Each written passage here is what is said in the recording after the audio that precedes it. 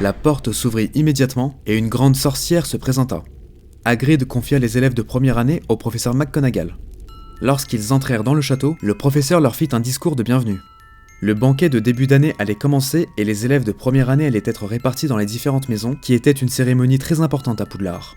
Il y a les Gryffondor, les Poufsouffles, les Serres d'Aigle et les Serpentards.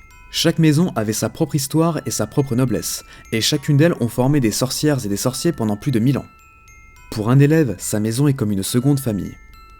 Pour chacun de ses succès au cours de l'année, il obtiendra des points pour sa maison, et à l'inverse, s'il y a mauvaise conduite, il en fera perdre. À la fin de l'année, la maison qui aura accumulé le plus de points gagnera la coupe des 4 maisons. Après son discours, le professeur McGonagall leur demanda d'attendre dans le couloir quelques minutes avant de partir voir si tout était prêt. Et soudain, une vingtaine de fantômes venaient d'apparaître au-dessus d'eux. Il semblerait qu'ils se disputèrent. Celui qui ressemblait à un gros moine dit qu'il faudrait pardonner un certain Peeves, lui donner une nouvelle chance, et un autre fantôme dit qu'il en avait déjà reçu assez, avant de s'apercevoir que les élèves de première année les regardaient. Le gros moine leur dit qu'il espérait en voir le plus possible chez les Poufsouffles, avant de repartir lorsque le professeur McGonagall revint chercher les premières années pour les emmener dans la grande salle.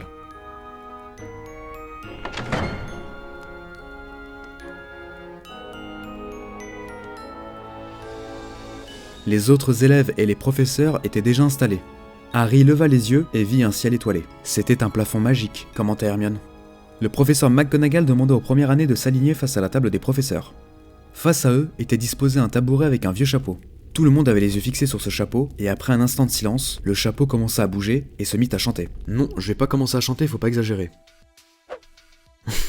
Le Choixpeau magique expliqua dans sa chanson qu'ils devront simplement se coiffer du chapeau et qu'il choisira la maison selon la personnalité de chacun.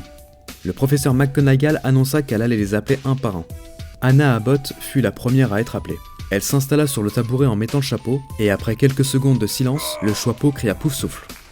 Des acclamations et des applaudissements s'élevèrent de la table des Poufsouffles et Anna Abbott rejoignit ses nouveaux camarades. Susan Bones et Justin Finch-Fletchley furent également envoyés à Poufsouffle et Terry Boot chez les Serres d'Aigle. Lavande Brown fut la première à se retrouver à Gryffondor et Millicent Bulstrode, elle, était la première à être envoyée à Serpentard. Ensuite vint le tour d'Hermione Granger qui fut envoyée à Gryffondor. Neville Londubat aussi était destiné à Gryffondor. Il était tellement stressé qu'il rejoignit sa table avec le Choixpeau sur la tête. Lorsque le nom de Malfoy fut appelé, le Choixpeau frôla à peine sa tête qu'il cria Serpentard. Il alla rejoindre ses amis Crabbe et Goyle qui avaient été envoyés à Serpentard eux aussi. Et enfin, vint le tour d'Harry Potter. Lorsque le professeur McGonagall mentionna son nom, des murmures s'élevèrent dans toute la salle. Harry alla s'installer et mit le chapeau qui lui tombait devant les yeux. Il entendit le Choixpeau magique hésiter. C'était difficile, du courage, de l'intelligence, et un besoin de faire ses preuves. Le Choixpeau ne savait pas où l'envoyer, et Harry pensa pas à Serpentard. Visiblement, le Choixpeau pouvait lire dans sa tête, car il lui demandait s'il était sûr de ne pas vouloir y aller. Pourtant, les Serpentards lui seraient d'une grande aide sur le chemin de la réussite.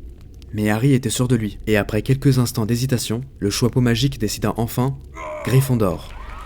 Un tonnerre d'applaudissements retentit dans la grande salle.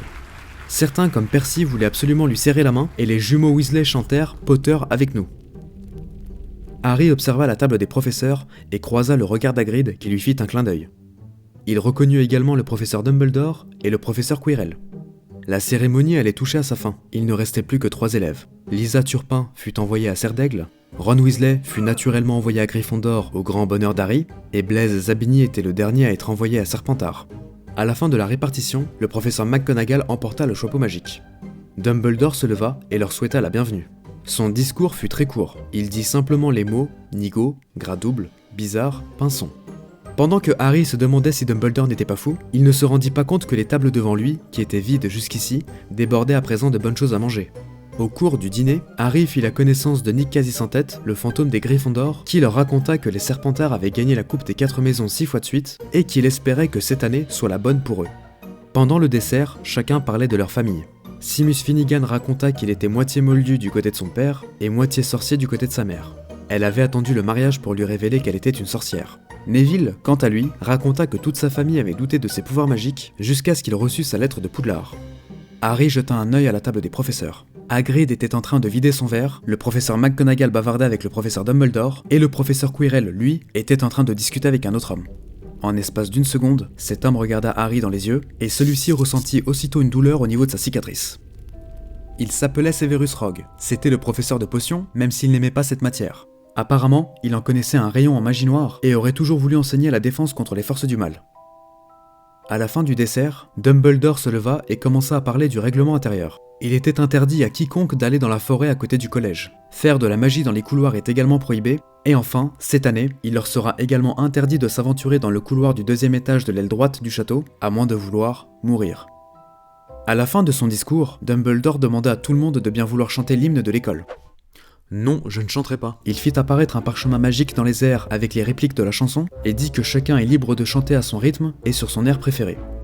Toute l'école se mit à chanter et chacun termina la chanson à des moments différents. Fred et George Weasley furent les derniers au rythme de la marche funèbre.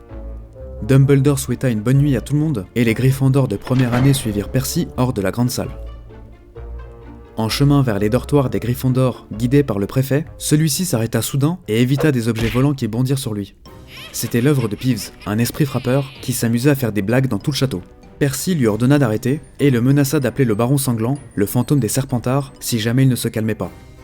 Peeves lui tira la langue et s'en alla. Visiblement, le baron sanglant était le seul qui lui faisait peur. Ils arrivèrent enfin devant la salle commune de Gryffondor. La grosse dame dans le portrait demanda le mot de passe à Percy et celui-ci répondit « Caput Draconis ». Ils entrèrent à l'intérieur et Percy leur expliqua où étaient les dortoirs de chacun. Harry était tellement fatigué qu'il se changea et s'endormit aussitôt.